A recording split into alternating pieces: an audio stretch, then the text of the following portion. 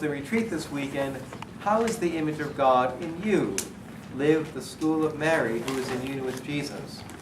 So, first we need to ask the question, what is the image of God when we say that? What does that mean?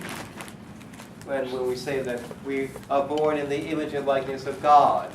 And to which we should respond, it means that we have an intellect and a will, that we find that that is what the image of God is within us.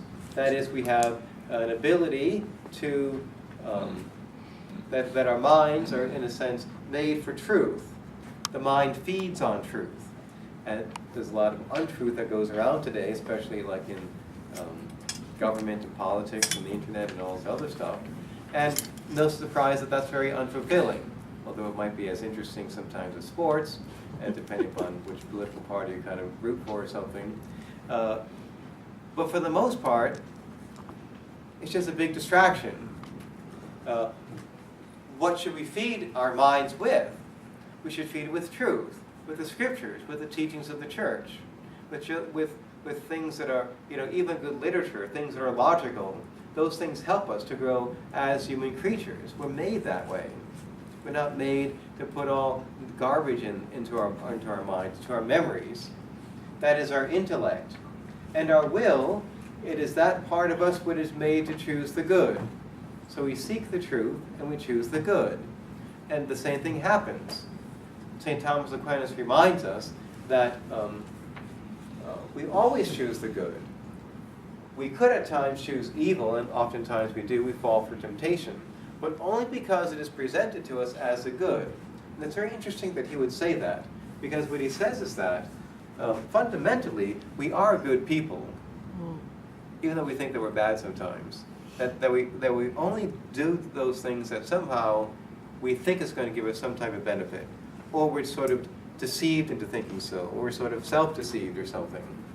So the only time we actually choose evils under the aspect of a good. So, for instance, maybe you're concerned about your weight or something like that, and you have nice sweets or something, or chocolate cake or something like that, and you just know generally, I'm going to stay away from that. But on one particular day, it really looks good, and it's kind of tasty, and after all, it is the feast of St. Peter and Paul. And maybe I might want to have some chocolate cake.